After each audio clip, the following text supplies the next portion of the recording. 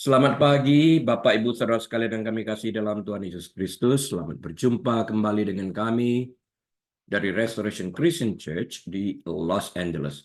Hari ini hari Minggu, tanggal 21 Januari tahun 2024. Dan kita akan membahas sebuah tema yang saya beri judul Meninggalkan Pola Pikir Lama. Saya Harili, Gembala Sidang. Mari kita berdoa. Tuhan Yesus, kami berterima kasih untuk kebenaran firman-Mu. Kebenaran saat kami aplikasikan dapat memerdekakan kami. Kami membuka pintu hati kami, menyambut kebenaran absolut firman-Mu ini dengan hati penuh dengan ucapan syukur dan terima kasih di dalam nama Tuhan Yesus. Haleluya. Amin. Baik, Bapak, Ibu, Saudara sekalian, mari kita buka Alkitab kita kepada kitab Filipi, pasal yang ketiga, ayat 7, sampai dengan ayat yang ke-14. Filipi 3 ayat 7 sampai dengan ayat yang ke-14. Saya bacakan bagi kita sekalian. Mulai dengan ayat 7. Tetapi apa yang dahulu merupakan keuntungan bagiku, sekarang, saat ini, kuanggap rugi karena Kristus. Ayat 8. Malahan segala sesuatu kuanggap rugi karena pengenalan akan Kristus Yesus, Tuhanku, lebih mulia daripada semuanya. Wow, terjadi shifting daripada pikirannya ya. Oleh karena dialah, maksudnya oleh karena Yesus Kristus, aku telah melepaskan semuanya itu dan menganggapnya sampah supaya aku memperoleh Kristus, melepaskan untuk mendapatkan yang lebih baik. Ayat 9. Dan berada di dalam Dia, maksudnya Yesus Kristus, bukan dengan kebenaranku sendiri karena mentaati hukum Taurat, melainkan dengan kebenaran karena kepercayaan kepada Kristus, yaitu kebenaran yang Allah anugerahkan berdasarkan kepercayaan, yaitu iman. 10. Yang ku kehendaki, ini pribadi Paulus, ialah mengenal Dia dan kuasa kebangkitannya dan persekutuan dalam penderitanya. Nah, kalimat persekutuan dalam penderitanya ini memang nggak enak didengar telinga, tapi jangan dihilangkan karena ini penting. Saya ulang. Yang ku kehendaki ialah mengenal Dia dan kuasa kebangkitannya dan persekutuan dalam penderitaannya, di mana aku menjadi serupa dengan Dia dalam kematiannya, supaya aku akhirnya beroleh kebangkitan dari antara orang mati. 12. Bukan seolah-olah aku telah memperoleh hal ini atau telah sempurna, melainkan aku mengejarnya aktif. Kalau-kalau aku dapat menangkapnya, karena aku pun telah ditangkap oleh Kristus Yesus. Ayat yang ke-13. Saudara-saudara, aku sendiri tidak menganggap bahwa aku telah menangkapnya, tetapi ini yang kulakukan. Aku melupakan apa yang telah di belakangku dan mengarahkan diri kepada apa yang di hadapanku. 14. Yang aktif tadi dikatakan, aku berlari-lari kepada tujuan untuk memperoleh hadiah, yaitu panggilan surgawi dari Allah dalam Kristus Yesus. Melupakan yang di belakang, artinya segala kebolehannya, kepintarannya, penguasaan hukum Tauratnya, dan sebagainya ditinggalkan untuk mengejar satu yang lebih mulia, yaitu Yesus Kristus ini sendiri. Kita seharusnya juga berpikiran seperti apa yang dipikirkan, apa yang disampaikan oleh Rasul Paulus ini, karena pada akhirnya titik kemenangan itu tergantung kepada satu pribadi, Yesus Kristus.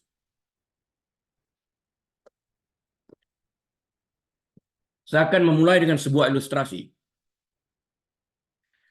Seorang pria berpergian di Kanada, tetangga kita di sini, pada suatu musim semi, ketika es dan salju yang meleleh membuatnya hampir tak mungkin mengendarai mobil lebih jauh. Licin. Ia sampai pada persimpangan jalan dan melihat tanda bertuliskan, hati-hati dalam memilih jejak roda. Hati-hati menempuh jalan yang licin, maksudnya seperti itu. Anda akan berada di jalur yang penuh tantangan ini sejauh 40 km ke depan. Cukup jauh. Itu adalah sebuah peringatan bijak untuk kita semua yang tidak hanya berlaku saat kita mengemudi di jalan yang sulit, tapi selalu berlaku untuk senantiasa berhati-hati dalam mengemudikan kendaraan, dalam menjalankan roda kehidupan ini. Nah, setiap kita sampai di persimpangan jalan kehidupan, pilihan apa yang kita perbuat? Apa yang kita pilih untuk kita tempuh, untuk kita lakukan? Dengan kata lain, arah mana yang akan kita tuju dan kebiasaan apa serta jejak kebiasaan mana yang akan kita ikuti atau pola pikiran seperti apa yang akan kita ambil. Kebiasaan adalah pola yang kita ikuti secara konsisten dan persisten. Ya. Pola yang kita ikuti secara konsisten dan persisten itu kebiasaan. Sambil berdoa, kita perlu memutuskan kebiasaan yang akan kita ambil. Akankah kebiasaan kita itu sekedar jejak rutinitas? Atau akankah kebiasaan itu menjadi kebiasaan yang penuh anugerah dalam bertindak, bersikap, memilih yang terbaik berdasarkan nilai kehidupan yang standarnya adalah Alkitab. Nah, Paulus mengandaikan perjalanan hidupnya seperti sebuah perlombaan. Ia tahu bahwa satu-satunya cara untuk tetap tinggal dalam perlombaan adalah dengan melatih tubuhnya dan menguasainya. Itu tertulis dalam 1 Korintus 9 ayat yang ke-27. Itu berarti membentuk suatu pola kebiasaan rohani yang konsisten dan persisten disertai dengan komitmen yang tinggi. Dengan perkataan lain, kebiasaan baru yang kita adopsi harus membudaya dalam kehidupan kita. Untuk ini diperlukan komitmen. Harus menjadi sebuah budaya Kristen di dalam kehidupan kita ini. Kalau hanya sesekali bukan budaya. Kita tahu bagaimana orang Jepang itu penuh dengan komitmen untuk bersih-bersih. Mereka adalah orang yang sangat disiplin sekali. Seringkali kita melihat, membaca, dan mendengar apa yang mereka lakukan dalam disiplin mereka sendiri. Gempa bumi yang menghancurkan kota mereka dalam waktu yang sangat singkat sekali. Dapat mereka bersihkan, dapat mereka bangun kembali. Mereka adalah orang yang tertib bukan karena terpaksa, tapi karena membudaya. Ini menjadi budaya orang-orang Jepang. Nah, kita sebagai orang Kristen juga harus mengadopsi budaya Kristen. Di sini, tanpa disuruh pun kita harus membudayakan karakter Kristus. Melakukan yang terbaik di dalam hal ini sesuai dengan apa yang diinginkan oleh Kristus yang menjadi panutan kita. Kebiasaan untuk menjaga tubuh sehat itu penting. Melatih diri, berolahraga, dan sebagainya. Tetapi, Bapak, Ibu, Saudara sekalian, disiplin rohani itu jauh lebih penting. Dan Rasul Paulus menyebutkannya sebagai sesuatu yang mulia. Yang lain ini pada akhirnya sampah. Apakah kita memilih untuk mengembangkan kebiasaan kita berdoa? Kebiasaan bukan hanya sekedar membaca, tapi merenungkan firman Tuhan setiap hari, bukan sesekali. Dan melakukan perbuatan baik secara konsisten. Dan apakah hal-hal itu sudah membudaya dalam kehidupan kita sebagai pengikut Kristus, sebagai orang Kristen? Ingat tadi saya katakan bukan hanya sekedar membaca, tapi merenungkan firman Tuhan. Perkataan merenungkan ini, we take time, actively, we meditate upon the word of God. Kita mengambil waktu untuk memeditasikannya. Yang lalu berkali-kali saya katakan dalam membaca Alkitab, ada 3 hal yang harus kita perhatikan. Ya kan? Observation, interpretation, application. 3 hal ini selalu harus ada. Kita tidak mungkin dapat memeditasikan firman Tuhan, merenungkan firman Tuhan, tanpa mengambil waktu untuk mengobservasi. Artinya, siapa orang-orang terlibat di dalam cerita yang kita baca? Apa latar belakangnya, budaya mereka seperti apa? Apa yang terjadi pada waktu itu kita observasi tanpa memberikan opini. Nanti pada waktu interpretasi, kita berdasarkan Alkitab mengizinkan Alkitab berbicara kepada kita untuk memberi penjelasan, izinkan Alkitab menginterpretasi Alkitab itu sendiri. Dan kemudian teguran-teguran yang masuk ke dalam lubuk hati kita pada saat kita membaca firman itu yang kita aplikasikan dalam bentuk pertobatan yang menghasilkan buah yang sesuai dengan pertobatan. Jadi ketiga hal ini harus kita praktekkan pada saat membaca Alkitab. Dan ini bisa dilanjutkan pada waktu kita membaca buku manapun juga. Membaca, mengerti apa yang ada dalam isi hati si penulis. Nah, kebiasaan untuk menjaga tubuh tetap sehat itu penting, saya katakan. Tapi disiplin rohani itu jauh lebih penting.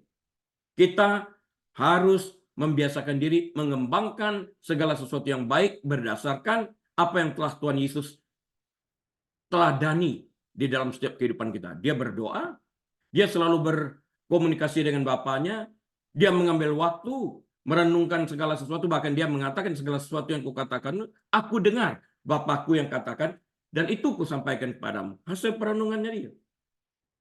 Dan dia melakukan segala sesuatu atas waktu dan kehendak Bapa. Kita juga harus seperti itu. Nah, kebiasaan ini adalah jejak roda yang rutin. Namun, disiplin rohani yang baik dapat mengubah jejak roda kita menjadi kebiasaan yang penuh anugerah. Itu penting, sehingga jejak roda kita itu adalah jejak Kristus. Di mana Kristus berjalan, langkah apa yang ditempuh, itu pun kita lakukan sebagai pengikutnya. Bayangin, kalau sebagai pengikut atau paling tidak kita menamakan pengikut, tapi kita tidak berjalan di tempat di mana dia berjalan, kita akan sampai ke tempat yang lain.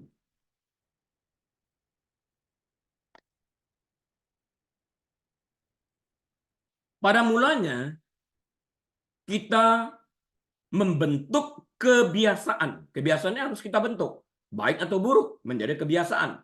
Tetapi akhirnya kebiasaanlah yang membentuk kita. Saya ulang ya.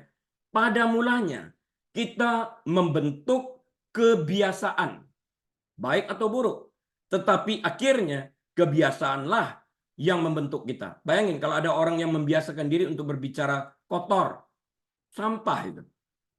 Kebiasaan buruk ini membentuk dia sehingga beberapa kalimat sekali dia mengucapkan kata-kata yang tidak seharusnya diucapkan sebagai pemanis bibirnya. Bagi dia bangga dapat mengucapkan kata-kata seperti demikian.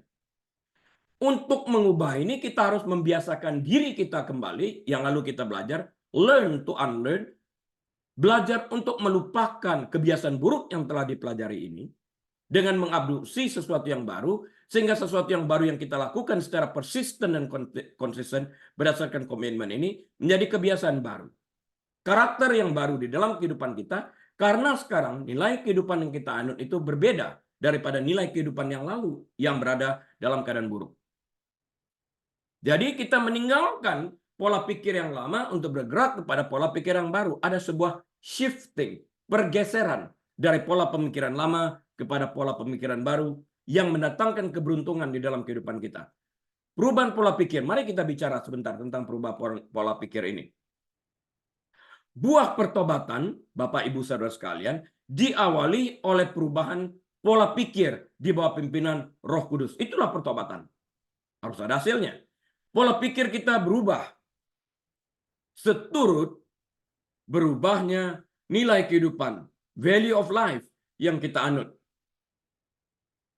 Dianjurkan di dalam Filipi 4 ayat 8. Pada akhirnya, saudara-saudara, pikirkanlah. Nanti baca sendiri. Pada akhirnya, artinya setelah segala sesuatu yang kalian coba tidak berlaku, tidak berjalan, tidak berfungsi, pada akhirnya ini yang bisa. Itu Filipi 4 ayat 8. Ya. Buah pertobatan itu diawali oleh kemampuan kita melihat nilai kehidupan baru berdasarkan standar Alkitab yang baik seperti yang disarankan oleh Filipi 4 ayat ke-8. Nah, dengan sendirinya berdasarkan nilai kehidupan yang baru atau value of life yang baru ini yang kita anut berdasarkan Alkitab, maka setiap keputusan yang kita ambil mulai saat itu kita sesuaikan dengan nilai kehidupan yang baru yang kita anut pada saat ini. Jadi, nilai kehidupan kita mempengaruhi pola pikir kita, dan pola pikir kita menentukan keputusan yang kita ambil yang sesuai dengan nilai kehidupan baru yang kita anut. Dengan demikian, hidup kita berubah seiring dengan berubahnya sikap kita, sedangkan sikap kita itu sendiri berubah berdasarkan nilai kehidupan yang kita anut. Itu pentingnya Filipi 4 ayat ke-8 di sana. Ada sebuah shifting tentang nilai kehidupan, pola berpikir, memikirkan sesuatu yang baik yang berasal dari atas ini. Nilai standar kita itu, nilai standar kehidupan kita itu berubah di dalam hal ini.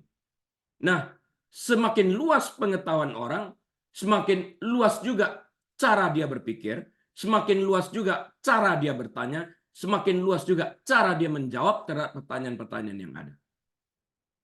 Jadi, ini merupakan sikap baru yang kita anut, di mana akhirnya kebiasaan baru inilah yang membentuk kita, yang kita sebut karakter baru kita ini di dalam Kristus.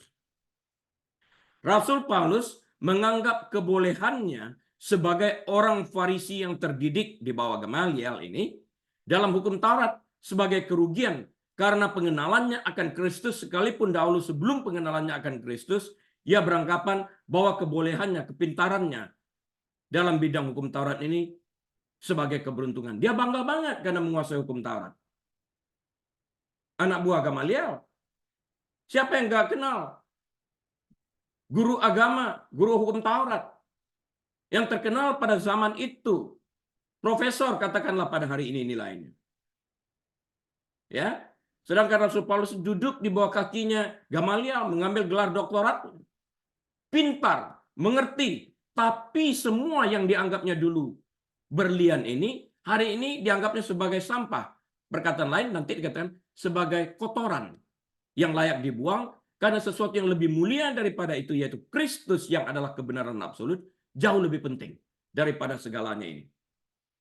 Kita kalau menangkap pikiran Rasul Paulus seperti ini, maka ini adalah sebuah kebenaran yang juga pasti memerdekakan kita waktu kita berpikir seperti itu juga. Dengan demikian, terjadi sebuah pergeseran dramatis tentang apa yang Rasul Paulus percayai sebelum dan setelah pengenalannya akan Yesus Kristus. Terjadi pergeseran. Karena itu kita wajib memberitakan Kristus kepada setiap orang dengan harapan terjadi pergeseran pola pikir antara apa yang dipercayai sebelumnya dan setelah dia mengenal kebenaran di dalam Yesus Kristus. Perubahan sikap Rasul Paulus ini disebabkan karena perubahan nilai kehidupan yang dianutnya ketika ia mengenal Kristus. Ini penting digarisbawahi. Perubahan sikap Rasul Paulus ini diawali dengan pengenalan akan Kristus yang membuat perubahan di dalam nilai kehidupannya. Value of life-nya berubah. Ini yang membentuk karakternya. Hidup Rasul Paulus berubah seiring dengan berubahnya nilai kehidupannya yang membawa perubahan drastis tentang bagaimana ia menyikapi hidup ini. Hari ini kita dapat berkata, tidak peduli berapa gelar yang kita miliki atau prestasi apa yang kita raih. Itu nggak masalah. Prestasi kemanusiaan yang banyak ini akan menjadi tidak penting suatu saat nanti jika dibandingkan dengan hubungan kita dengan Kristus. Ini semuanya hilang. Pengenalan akan Kristus ini yang berlanjut di dalam kekekalan. Semua yang kita miliki di dunia ini akan menjadi sia-sia tanpa Kristus dalam kehidupan kita. Karena suatu saat langit dan bumi berlalu, akan berlalu. Namun Kristus dan firman-Nya kekal sampai selama-lamanya. Betapa banyak pun kekayaan orang secara material diukur di dunia ini, tidak satu helai baju pun dibawa pada waktu mati, dimasukkan ke lubang kubur, kecuali pakaian yang dikenakan, itu pun dikenakan oleh orang lain. Waktu kita lahir, kita telanjang, dimandikan orang, dikenakan pakaian. Waktu kita mati pun kita dimandikan orang lain dan diberi pakaian juga oleh orang lain. Jadi kita juga harus mengasihi orang lain karena kita saling bergantung kepada kehadiran orang lain untuk membantu kita suatu saat. dalam ketidakberdayaan kita. Pikiran ini harus bergeser kepada sebuah kebenaran absolut. Jangan pernah ada orang berkata, aku tidak butuh orang lain. Suatu pemikiran yang naif, pikiran yang salah di dalam hal ini.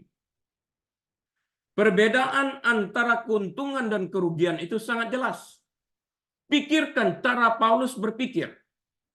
Prestasi Paulus sebagai manusia, bahkan dalam bidang agama, tidak ada nilainya dibandingkan dengan keagungan dan kemuliaan pengenalan akan Yesus. Faktanya, Rasul Paulus dengan senang hati menukarkan segala sesuatu yang dimilikinya itu ditinggalkan. Katakanlah demikian, dia senang hati menukarkannya dengan lebih banyak waktu, dengan lebih banyak persekutuan, dan jumlah jam waktu yang di-spend untuk pemuridan dengan Kristus Yesus. Itu jauh lebih penting. Hadir di dalam kehidupan Kristus itu. Paulus secara khusus mencatat keuntungan yang diperolehnya semata-mata karena Kristus. Dia menggunakan frasa ini dalam Filipi 1 ayat 29 dan juga dalam 2 Korintus 12 ayat 10 dan Filemon pasal yang pertama yang ke-6. Keberuntungan katanya karena Kristus. Apakah kita dapat merasakan apa yang dirasakan Rasul Paulus ini? Jika belum, jangan-jangan saya katakan, jangan-jangan kita belum menghabiskan cukup banyak waktu untuk memeditasikan firman Tuhan dan diam di dalam hadirat Tuhan. Jangan-jangan itu. Kita tidak bergaul erat dengan Tuhan itu, kita tidak bergaul erat dengan firman-Nya, sehingga kita hanya latah mengatakan Yesus Kristus itu Tuhan, tanpa mengetahui secara persis mengapa dia disebut Tuhan. Dan apa hubungannya dengan kita. Sampai kita mengerti hal ini, tidak akan mungkin kita akan menjalin persahabatan yang lebih dalam dengan dia. Pada saat kita mempelajari Filipi pasal yang ketiga, ayat yang ke-8. Saya bacakan Filipi 3 ayat yang ke-8. Malahan segala sesuatu, segala bukan sebagian, segala sesuatu kuanggap rugi karena pengenalan akan Kristus Yesus, Tuhanku, lebih mulia daripada semuanya. Oleh karena dialah aku telah melepaskan semuanya itu dan menganggapnya sampah supaya aku memperoleh Kristus. Ini perkataan Paulus berdasarkan pengenalannya terhadap Kristus melalui jumlah waktu yang telah dia habiskan bersama-sama Kristus.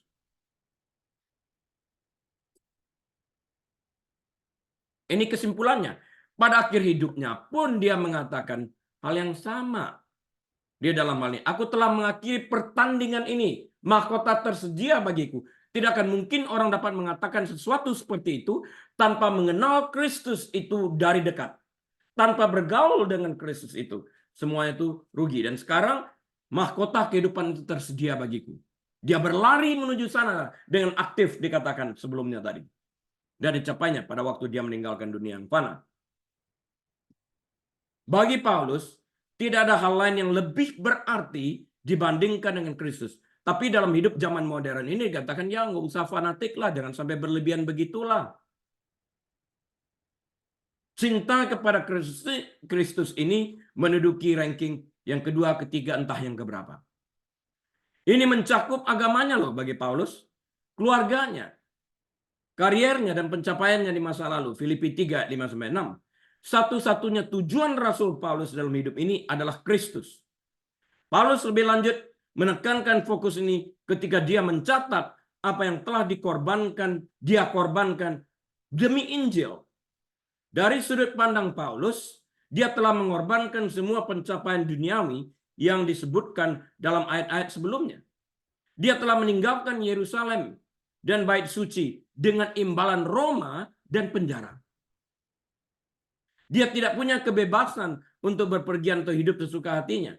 Namun dia menganggap kejayaan dan ketenaran sebelumnya sebagai sampah di dalam hal ini. Segala sesuatu, kita rela nggak meninggalkan itu demi satu pribadi ini, Kristus. Terjemahan bahasa Inggris menggunakan kata seperti kotoran, dalam bahasa Inggris disebut sebagai dung, D-U-N-G, D-U-N-G. Dung, kotoran. Atau sampah, rubbish. Seperti yang Paulus gunakan dalam frasa ini, itu dung, rubbish. Istilah yang Paulus tulis dari kata Yunaninya adalah skubalon, yang hanya digunakan di sini dalam keseluruhan Perjanjian Baru. Kata ini mengacu pada dung atau kotoran, feces, kotoran manusia, dung. Sumber-sumber non-Alkitab pada masa itu menggunakannya hampir secara eksklusif untuk merujuk pada apa? Untuk merujuk pada limbah pencernaan, bahasa halusnya feces. Kotoran manusia. Terminologi Paulus tidak vulgar loh, tidak. Namun sangat kuat karena dia ingin para pembacanya mengerti isi artinya. Ini bukan sekedar sampah loh. Ini kotoran loh ini. Ini feces loh ini. Dia ingin kita merasakan apa yang dia rasakan ini. Karena itu dia menempatkan kata-kata ini. Jangan buru-buru menganggap vulgar banget. Tidak vulgar. Namun sangat kuat di dalam mengasosiasikan isi artinya yang harus kita baca pada waktu kita membaca Alkitab. Ini yang saya maksud dengan observasi tadi. Observation. Istilah bahasa Inggris seperti sampah tidak sepenuhnya menggambarkan ketajaman ungkapan ini. Yang lebih menggambarkan ketajaman itu adalah dung, feces, limbah pencernaan manusia. Itu bahasa halusnya. Sebagian besar kota kuno memiliki tumpukan sampah yang besar. Di Indonesia masih ada. Dan proses pembakaran sampah ini dilakukan di luar komunitas, yaitu di tempat pembuangan sampah, di mana kotoran dan sampah dibuang. Faktanya, ini adalah gambaran yang sama yang digunakan oleh Tuhan Yesus ketika menggambarkan nasib orang jahat dalam Matius 5 ayat 22 dan Matius 10 ayat 28. Istilah yang Tuhan Yesus pakai di dalam hal ini adalah Gehenna. Gehenna itu berarti adalah lembah yang digunakan untuk sampah dan kotoran di luar Yerusalem. Tapi dalam konteks ini juga diartikan Gehenna itu sebagai neraka. Tempat pembakaran. Kalau kita menjadi sampah, dosa itu adalah sampah, kita dibuang di sana.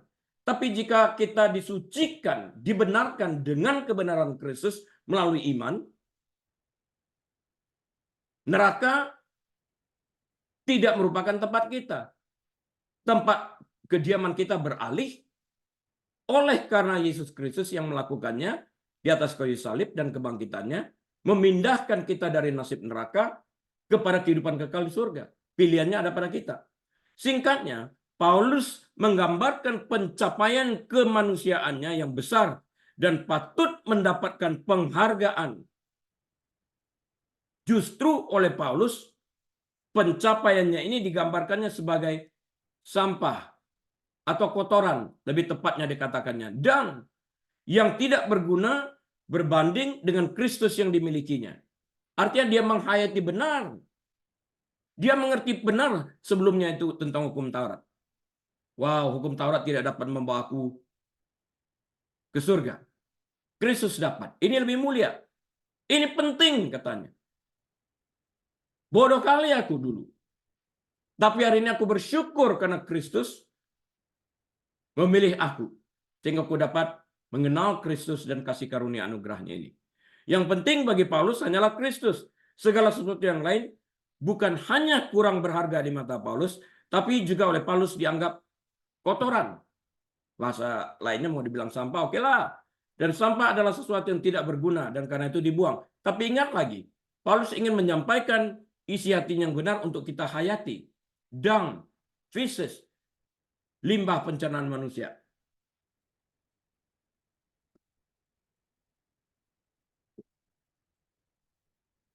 Pertanyaan berikut yang harus kita jawab adalah, mengapa Paulus berkata segala sesuatu kuanggap rugi karena pengenalan akan Kristus Yesus? dalam Filipi 3 ayat 8 yang kita baca tadi. Kenapa? Ungkapan segala sesuatu kuanggap rugi yang tertulis dalam Filipi 3 ayat 8 tadi secara harfiah diterjemahkan menjadi segala sesuatu kuanggap kotoran. Itu bahasa lainnya kalau kita terjemahkan. Paulus mempunyai alasan yang baik untuk menggunakan bahasa yang keras dalam konteks Filipi 3 ayat 8. Karena dia mau kita membaca isi hatinya. Karena itu kata-kata khusus ini pilihan. Bukan sekali lagi karena vulgar. Paulus baru saja membuat daftar beberapa hal yang mungkin dapat membuat percaya diri. Yang mungkin dapat membuatnya percaya diri secara lahiriah. Ia adalah seorang Farisi, katanya dari keturunan Benyamin, yang bersunat. Bangga dia. Rasa percaya dirinya naik pada waktu itu. Dia adalah seorang mentaati hukum, katanya. Dan dia adalah seorang yang sangat taat. Murid dari Gamaliel. Luar biasa. Tetapi katanya, apapun yang tadinya merupakan keuntungan bagiku, sekarang kuanggap rugi karena Kristus. Filipi 3 yang ke-7. Dan Paulus melanjutkan, malahan segala sesuatu kuanggap rugi, karena pengenalan akan Kristus Yesus Tuhanku lebih mulia daripada semuanya. Oleh karena dialah, aku telah melepaskan semuanya itu dan menganggapnya sampah, supaya aku memperoleh Kristus. Dia mengerti hukum Taurat, dia mengerti kitab Musa. 5 yang pertama itu, Kejadian, Keluaran, Imamat, Bilangan, Ulangan. 5 kali kitab pertama ini. Torah ini. Ya, kitab Musa ini. Pentatuk namanya. Dia kuasai itu. Dia mengerti siapa Musa juga. Kok dia tidak mengerti bahwa Musa tidak bisa masuk ke dalam tanah perjanjian? Musa itu adalah lambang daripada hukum Taurat, daripada hukum. Dia yang bisa melihat tanah perjanjian dari kejauhan. Dia tidak dapat masuk. Dia mati di Gunung Nebo sesuai dengan apa yang Tuhan katakan kepada dia. Dan penggantinya adalah Yosua, yaitu lambang daripada Yesus Kristus yang dapat membawa orang banyak 2,5 sampai 3 juta ini ke dalam tanah perjanjian. Jadi kasih karunia yang membawa orang ke dalam kerajaan surga, bukan Taurat. Pada waktu dia mengenal Kristus dan mengenal akan kebenaran ini, all of a sudden matanya terbuka untuk melihat pribadi Musa dan Yosua ini. Kita bersyukur kita memiliki Alkitab dan kita bisa membaca, kita bisa merenungkan, dan kita bisa melihat interpretasi tepat seperti yang diajarkan oleh Alkitab kepada kita. Karena kalau kita melihat hal ini, jelas saja Rasul Paulus mengatakan, hukum Taurat aku kuasai, tapi tidak berguna karena tidak dapat membawa aku masuk ke dalam tanah perjanjian, ke dalam kerajaan surga. Harus Yosua, harus Yesus Kristus. Melalui kasih karunia, melalui anugerah. Camkan itu baik-baik, rasakan apa yang saya rasakan ini juga. Penting. Jangan sampai kesempatan ini terhilang. Rasul Paulus memulai Filipi 3 dengan mendesak para pembacanya, termasuk kita yang membaca pada hari ini, untuk menghindari orang-orang yang mengharuskan seorang Kristen untuk menjalani sunat. Sunat dimaksudkan sebagai tanda perjanjian Abraham bagi bangsa Israel. Sunatkan. Itu janji Tuhan dengan Abraham. Waktu itu belum ada Musa. Waktu itu belum ada hukum Taurat. Tidak tertulis. Laki-laki Yahudi harus disunat 8 hari setelah kelahiran mereka. Kejadian 17 ayat 10-12. Imamat 12, 2-3. Perjanjian Allah. Yahweh. Elohim. Dengan Abraham. Sepihak janji ini. Persyaratan sunat dalam perjanjian lama menimbulkan perdebatan di kalangan umat Kristen pada gereja mula-mula yang berujung pada sidang Yerusalem. Allah menganjurkan ini, menyuruhnya, karena itu Abraham melakukan. Dalam konsili tersebut, para pemimpin gereja memutuskan bahwa sunat tidak diperlukan untuk keselamatan di dalam Kristus. Memang nggak perlu. Yang diperlukan itu bukan sunat daging, membuang daging ini, tetapi yang diperlukan adalah sunat hati yang berarti pertobatan, yang menghasilkan buah pertobatan. Sunat hati, bukan sunat daging. Allah memberkati mereka yang percaya kepada Yesus dengan Roh Kudus, terlepas dari apakah mereka disunat atau tidak. Kisah para Rasul pasal yang ke-15 ayat 7-20 bercerita tentang ini. Orang percaya non-Yahudi telah dibaptis ke dalam tubuh Kristus oleh Roh. 1 Korintus 12 ayat yang ke-13. Dan mereka tidak memerlukan upacara sunat secara lahiriah. Nggak perlu. Dalam konteks inilah Paulus menganggap segala sesuatu sebagai sampah atau kotoran. Nggak penting. Yang penting itu adalah keselamatan di dalam Kristus pada akhirnya. Paulus melihat para Judaizer ini. Mereka yang mewajibkan orang-orang untuk disunat sebagai pemotong daging yang memaksakan peraturan yang tidak perlu terhadap orang Kristen non-Yahudi. Filipi 3 yang ketiga. Kita tidak diselamatkan oleh peraturan daging, perbuatan daging. Tidak. Dan kita hendaknya jangan menaruh kepercayaan pada hal-hal lahiriah. Filipi 3 ayat keempat. Hari apa yang baik untuk dibaptis? Setiap hari juga baik. Kalau setiap hari nggak baik, ngapain Tuhan ciptakan Senin sampai Minggu? Manusia yang mengada-ada. Jika ada orang bertanya, jika ada orang yang punya alasan untuk bermegah dalam hal daging, Paulus berkata, akulah orang itu. Dia telah mencapai banyak hal sebelum menemukan Kristus, sebelum Kristus menemukannya. Dia tidak menemukan Kristus, Kristus menemukannya. Namun Rasul Paulus menganggap semua itu sebagai sampah dan kotoran yang harus dibuang. Karena tidak berfaedah untuk membawa dia ke dalam kerajaan surga. Dengan senang hati, ia menyerahkan penghargaan-penghargaan duniawinya agar ia dapat memperoleh Kristus dan berada dalam dia. Bukan karena kebenarannya akibat mengenal atau mempelajari atau ahli dalam hukum Taurat. Bukan. Bukan karena kebenarannya sendiri melalui pengajaran-pengajaran ini. Bukan juga karena ia taat kepada hukum Taurat. Melainkan dengan kebenaran karena kepercayaannya secara pribadi kepada Yesus Kristus dengan segala hati, kekuatan, dan akal budinya.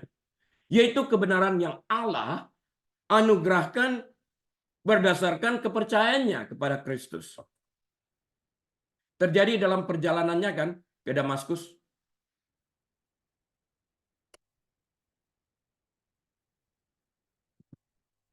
Waktu Kristus menampakkan diri kepadanya. Ya. Paulus adalah seorang pemimpin agama dari sekte Farisi. Seorang pemimpin yang baik dalam hal ini, yang menguasai hukum Taurat dengan baik.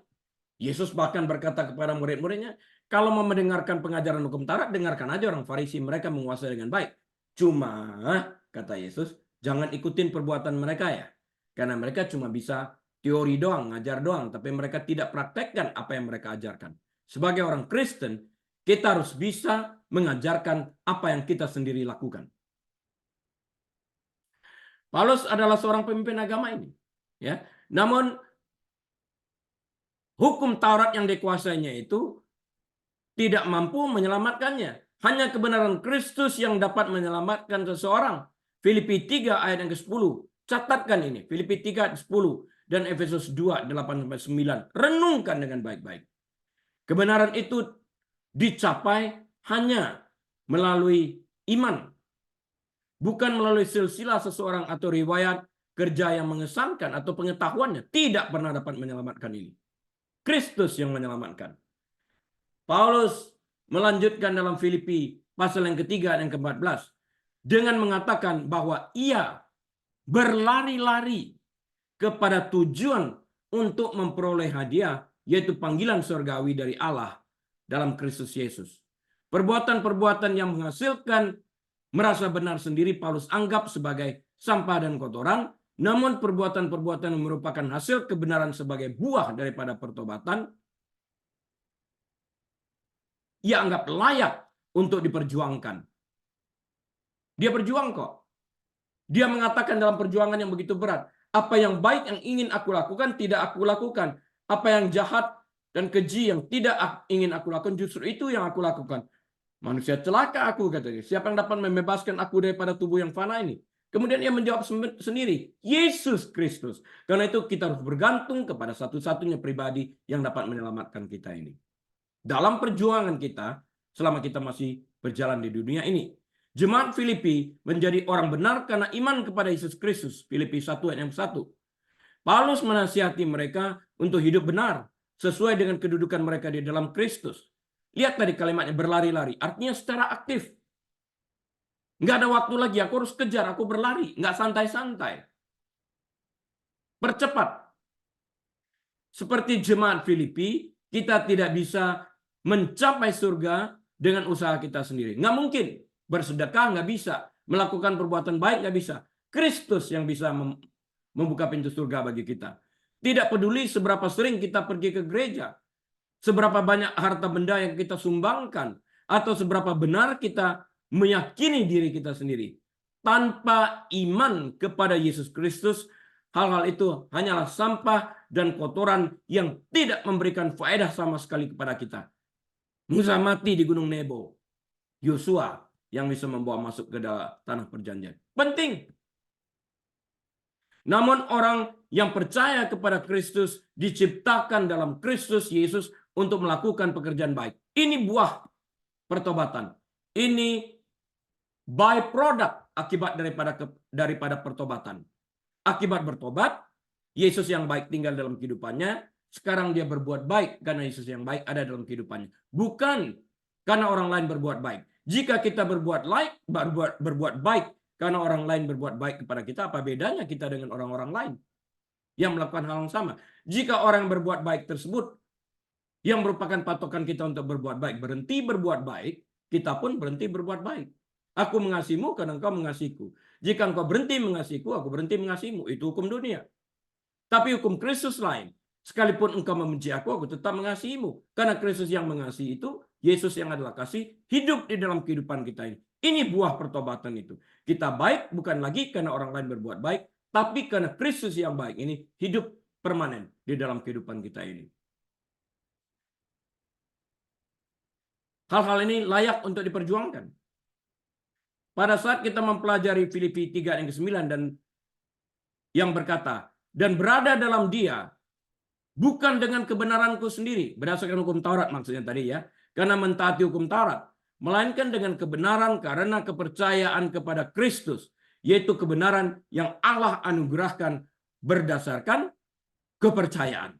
Itu dianugerahkan. Percayakah kita kepada seluruh Alkitab dari cover ke cover atau hanya hal-hal tertentu? Renungkan ini. Dalam ayat ini kita menemukan bahwa Paulus ingin mengenal Kristus. Karena itu dia berjuang, berlari-lari. Dia ingin menjadi yang pertama. Raja Daud juga mengatakan, I throng myself, aku mendesak di tengah kerumunan orang banyak, supaya aku dapat hadir sebagai yang pertama di dalam bait Allah. Kerinduan hatinya untuk bertemu. Dia mempersiapkan dirinya.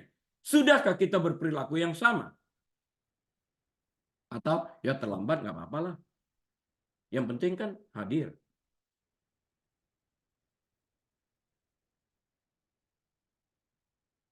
Berapa banyak alasan yang kita ajukan dalam hal yang seperti demikian? Excuse upon excuses. Hari ini, setelah mendengar ini, kita harus mengambil posisi untuk merubah diri kita, menaklukkan diri kita kepada kehendak Kristus. Kata-kata ini menunjukkan gagasan menerima dan diikutsertakan dalam Yesus. Berada di dalam dia. Berada di dalam Kristus. Diikutsertakan di dalam Kristus, perjalanan Kristus itu. Paulus menyadari bahwa perbuatannya tidak akan pernah cukup untuk menghapus dosa-dosanya. Nggak bisa. Sebaliknya dia hanya bisa mengenal Tuhan melalui iman di dalam Kristus. Inilah sebagian alasan mengapa Paulus menyebut perbuatan dan ritual sebagai sampah. Seperti dalam ayat sebelumnya. Hal-hal ini bukan saja tidak dapat menyelamatkan, namun justru dapat menghambat perjalanan kita bersama Kristus. Apapun yang kita andalkan atau kita banggakan melebihi Kristus merupakan penghalang bagi persekutuan kita dengan Kristus itu sendiri. Bayangkan, jika hukum Taurat itu dapat menyelamatkan kita, ya Kristus nggak perlu datang. Musa mati ini jelas. Dia tidak dapat sebagai lambang daripada hukum, tidak dapat membawa orang ke dalam tanah perjanjian. Sadar dulu kita akan hal itu. Justru dibutuhkan seorang Yosua, pribadi Kristus, yang dapat membawa kita masuk ke dalam tanah perjanjian, ke dalam surga yang baka ini. Faktanya, bagian kedua ayat ini mencatat 2 kali pentingnya iman. 2 kali loh, artinya penting. Ingat selalu, jika Alkitab mengulang hal yang sama 2 kali, itu sangat penting dan tidak boleh diabaikan. Hanya iman yang dapat menjadikan kita benar di hadapan Allah. Bukan perbuatan baik, bukan sedekah, bukan hadir di gereja, bukan membaca Alkitab. kebenaran kita diperhitungkan di dalam Kristus berdasarkan iman. Juga Kristus memberi Paulus imannya. Kristus itu adalah the author and finisher of our faith. Jadi Kristus memberi Paulus imannya, dan imannya bergantung sepenuhnya kepada Tuhan. Ingat, Christ is the author and finisher of our faith. Dia yang menyempurnakan iman kita itu, Yesus ini. Paulus tidak melihat sumber keselamatannya selain di dalam Yesus Kristus. Nggak ada yang lain. Pandangannya mencerminkan pandangan para rasul yang lainnya, yang menyatakan dalam Kisah Para Rasul pasal yang keempat ayat ke-12 bahwa nama Yesus adalah satu-satunya cara seseorang dapat diselamatkan. Yesus sendiri mengajarkan bahwa dialah jalan, kebenaran, dan hidup. Dan tidak seorang pun dapat datang kepada Bapa tanpa melalui Yesus. Nggak ada. Satu-satunya ini. Yohanes 14 ayat yang ke-6. Kalau Alkitab mengatakan satu-satunya jalan menuju surga adalah Yesus, jangan diterjemahkan yang lain. Ini straightforward. Jangan merasa nggak enak kepada orang lain dengan melencengkan firman. Kita bertanggung jawab. Pada saat kita mempelajari Filipi 3 ayat ke-10, kita menemukan isi hati Paulus di mana ia berkata, yang ku kehendaki ialah mengenal Dia, artinya Yesus Kristus, dan kuasa kebangkitannya. Dan yang lain yang diingininya apa? Persekutuan dalam penderitaannya, di mana aku menjadi serupa dengan Dia dalam kematiannya. Banyak orang yang skip ini karena nggak enak. Tapi kita sebagai orang Kristen mau di skip, mau dihapus, mau dikoyakkan, tetap aja ini berlaku. Ada kuasa dalam kebangkitannya. Kita bahas satu demi satu ya. Ada kuasa dalam kebangkitannya. Filipi 3 ayat 10. Dalam Filipi 3, Paulus menasihati jemaat Filipi untuk bergembira di dalam Tuhan dan bukan di dalam kekuatan dan kemampuan diri sendiri. Filipi 3 yang pertama. Paulus menggunakan dirinya sendiri sebagai ilustrasi di mana ia menjelaskan bahwa secara lahiriah ia mempunyai banyak alasan untuk bermegah. Filipi 3 ayat 4 sampai yang ke-6.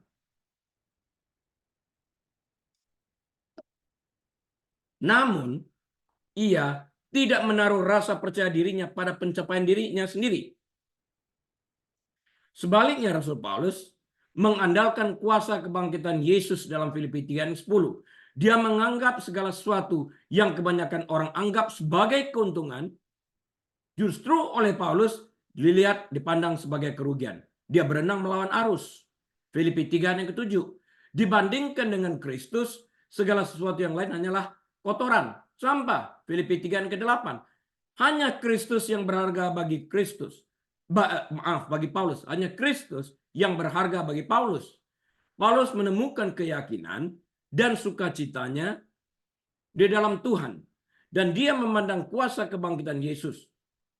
Dia katakan, yang ku kehendaki ialah mengenal Dia dan kuasa kebangkitannya dan persekutuan dalam penderitaannya, di mana aku menjadi serupa dengan Dia dalam kematiannya. Menjadi serupa, artinya dia mengerti kuasa penderitaan itu.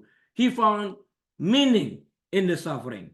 Sehingga nilai kehidupan itu berubah seiring dengan pengertian itu.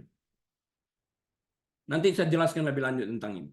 Daripada menaruh percaya pada hal-hal lahiriah, Paulus lebih percaya pada pekerjaan yang telah dilakukan Allah dalam hidupnya untuk membuat Paulus menjadi orang benar. Bukan karena melakukan hukum Musa, tapi karena iman di dalam Kristus Yesus. Filipi 3 ayat 9 yang kita baca tadi. Paulus tahu bahwa kebenaran sejati tidak datang dari ritual, tidak datang dari perbuatan, melainkan dari kepercayaan kepada Yesus. Roma 3 ayat 20. Efesus 2 8-9. Paulus menganggap pencapaian pribadinya bukanlah apa-apa. Ia sangat mementingkan fakta bahwa oleh kasih karunia Allah ia telah memperoleh Kristus. Filipi 3 ayat 8 tadi, dan kebenaran. Filipi 3 ayat 9. Paulus ditemukan di dalam Kristus. Filipi 3 ayat 9, dan ia mengenal Kristus dan kuasa kebangkitannya. Filipi 3 ayat 10. Nah, kita telah bahas itu konteks ini dalam observasi kita. Paulus bahkan ingin memiliki persekutuan di dalam penderitaan Kristus, bukan hanya kebangkitannya, tapi juga persekutuan di dalam penderitaannya. Dia melangkah lebih lanjut terhadap hal yang orang jauhi. Di mana ia, Paulus, menjadi serupa dengan Kristus dalam kematiannya. Semua kita mati. Kristus yang nggak perlu mati menjadi manusia agar ia mati demi untuk membayar upah dosa kita. Kalau Kristus saja mau melakukan itu, kenapa kita tidak bisa mencintai apa yang dikerjakannya? Filipi 3:10. Artinya Paulus menemukan arti, found meaning in the suffering, menemukan arti dalam penderitaan Kristus yang membawanya kepada kematian demi umat manusia yang percaya kepadanya. Dalam memberikan nyawanya, dia mendapatkan begitu banyak kehidupan orang yang bertobat dan menjadi percaya mengalami hidup kekal di surga. Dalam memberi menerima, itu konteksnya. Ini adalah cara lain untuk mengatakan bahwa Paulus dan semua orang percaya kepada Kristus telah dianggap mati bersama Kristus. Yaitu pada hari kita menerima Kristus. Ya, kita masuk ke kolam baptisan, memberi diri kita secara sukarela. Baptisan Kristus itu adalah baptisan kematian bersama dengan Kristus, agar waktu kita keluar dari kolam baptisan ini sebagai lambang, kita pun dibangkitkan oleh roh yang sama yang telah membangkitkan Kristus. Bagi semua orang percaya, roh sama ini akan membangkitkan kita juga pada akhir zaman.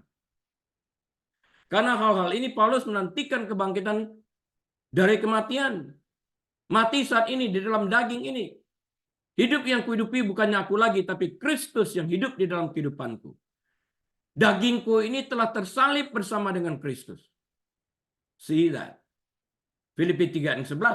Sebagaimana Paulus katakan di tempat lain, jika kita mati bersama Kristus, kita percaya bahwa kita juga akan dibangkitkan bersama dia dan dimuliakan bersama dia. Roma 6 ayat 6-8. Inilah kuasa kebangkitannya. This is what truly means he found meaning in suffering.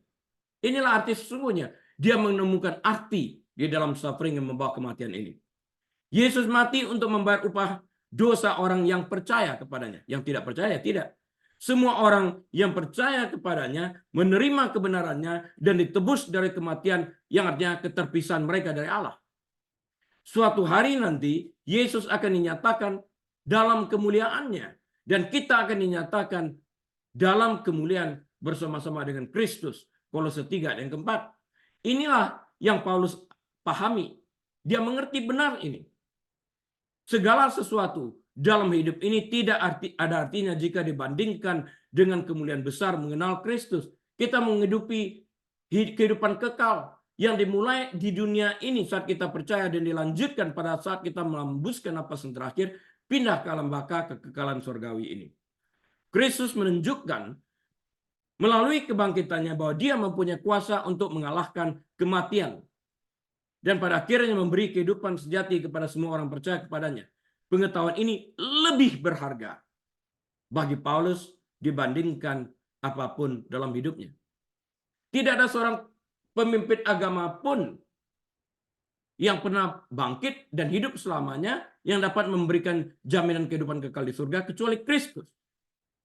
Karena itu jalan ke surga itu harus ditempuh bersama dengan Kristus yang membuka pintu surga.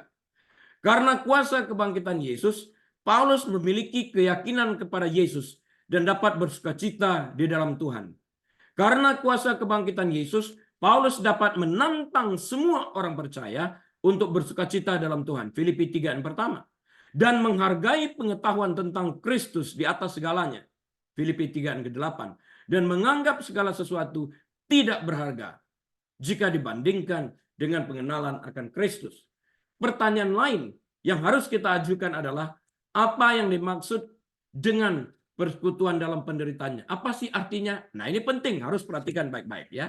Apa sih artinya persekutuan dalam penderitaan Kristus?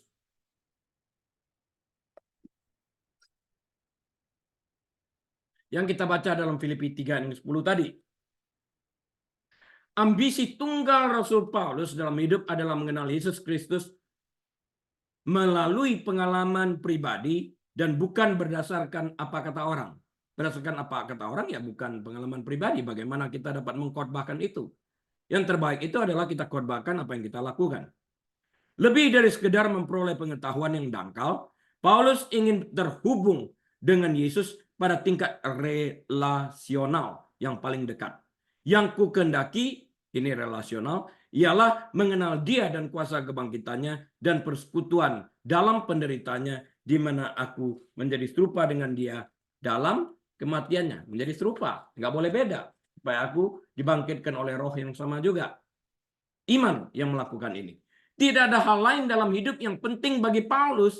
Ia rela kehilangan segala harta benda dan pengejaran duniawi demi mengenal Kristus secara intim. Filipi 3 ayat 7. Paulus menganggap segala sesuatu yang lain tidak berharga dan menyebutnya kotoran atau sampah dibandingkan dengan nilai tak terhingga dari mengenal Kristus Yesus Tuhan yang disebutkan sebagai mulia. Tujuan utamanya adalah mengenal Kristus secara intim. Mengenal Kristus artinya satu paket, bukan hanya kebangkitannya, tapi juga penderitaannya dan kematiannya. Satu paket, nggak boleh pilih. Aku ingin mengenal kebangkitan Kristus doang yang memberikan hidup damai, sukacita. Nggak ada yang seperti itu. Satu paket di dalam hal ini. Aku kalau ikut Kristus cuma mau yang senang-senang doang. Nggak ada. Ada hujan badai juga di dalam hal ini. Alkitab tidak menjamin bahwa matahari selalu terbit, tapi pada waktu hujan badai ada jaminan Yesus tidak meninggalkan kita, Dia ada bersama kita. Baca itu Alkitab. Bagi Paulus, mengalami hubungan dengan Yesus dengan cara ini berarti ikut serta dalam persekutuan penderitanya, bahkan jika itu berarti kematian. Dalam Galatia 2 ayat 20, Paulus menegaskan kembali keinginannya untuk mengambil bagian dalam kesatuan yang dinamis dan utuh dengan Yesus.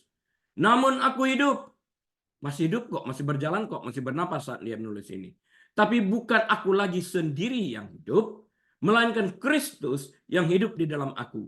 Dan hidupku yang kuhidupi sekarang ini di dalam daging adalah hidup oleh iman dalam Anak Allah yang telah mengasihi aku dan menyerahkan dirinya untuk aku. Galatia 2:20. Paulus mengajarkan kepada orang-orang percaya bahwa sebab sama, ini 2 Korintus 1 ya ayat 5-6, 2 Korintus 1 ayat 5-6. Sebab sama seperti kami mendapat bagian berlimpah-limpah dalam kesengsaraan Kristus, demikian pula oleh Kristus kami menerima penghiburan berlimpah-limpah. Ada balance, bukan hanya kesengsaraan, tapi juga kegembiraan, kebahagiaan, sukacita. Jika kami menderita, hal itu menjadi penghiburan dan keselamatan kamu. Jika kami dihibur, maka hal itu adalah untuk penghiburan kamu, sehingga kamu beroleh kekuatan untuk dengan sabar menderita kesengsaraan yang sama seperti yang kami derita juga. Kalau para rasul ini berhenti pada waktu mereka menderita, mereka dicambuk, mereka dipenjara, berhenti memberitakan kabar baik, hari ini kita nggak menjadi orang Kristen. Mereka tidak berhenti terhadap faktor-faktor eksternal. Mereka tabah berapa banyak menjadi martir, kepala dipenggal, badan dikoyak, dijadikan obor, dibakar hidup-hidup. Kasih mereka kepada Kristus tidak terpisah. Para rasul mula-mula percaya bahwa berpartisipasi dalam persekutuan penderitaan Kristus adalah bagian dari persiapan kita untuk mengambil bagian dalam kemuliaannya di masa depan. Kepada muridnya Timotius, Paulus menjelaskan 2 Timotius 3:12. Memang setiap orang yang mau hidup beribadah di dalam Kristus Yesus akan menderita aniaya. Petrus mengingatkan orang-orang percaya dalam 1 Petrus 4 ayat 12-13. Saudara-saudara yang kekasih, artinya kepada orang-orang Kristen sekalian, janganlah kamu heran akan nyala api siksaan yang datang kepadamu sebagai ujian, seolah-olah ada sesuatu yang luar biasa terjadi atas kamu. Sebaliknya dalam ayat 13, bersukacitalah sesuai dengan bagian yang kamu dapat dalam penderitaan Kristus, supaya kamu juga boleh bergembira dan bersukacita pada waktu Ia menyatakan kemuliaannya. Artinya dilayakkan untuk menderita bersama Kristus. Dalam Filipi 2:5-11, Paulus menyuruh orang percaya untuk mempunyai sikap atau pola pikir yang sama dengan Kristus. Persiapan kita menuju surga mencakup menjadi sama seperti Kristus, menjadi serupa dengan gambarnya.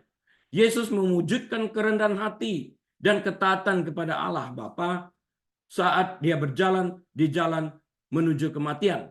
Tujuan utama Allah mengutus anaknya adalah untuk menderita dan mati bagi kita untuk membayar upah dosa kita yang percaya kepadanya agar kita dapat diselamatkan. Untuk menjadi seperti Kristus, Bapak Ibu Saudara sekalian, kita harus memasuki persekutuan dalam penderitaan dan kematiannya. Bukan hanya kebangkitannya. Seperti yang tertulis dalam 2 Korintus 4 ayat 10, kami senantiasa membawa kematian Yesus di dalam tubuh kami, supaya kehidupan Yesus juga menjadi nyata di dalam tubuh kami. Mereka nggak takut lagi.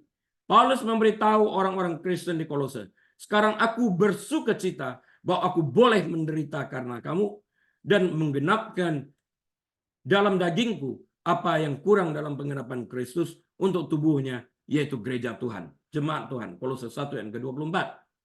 Kita tidak boleh kaget ketika menghadapi cobaan dalam hidup ini, karena mengikut Yesus Kristus pasti akan membawa kita pada salib. Seorang komentator mengatakan, kita harus siap untuk dan kita tidak bisa berharap untuk menghindari jalan menuju salib.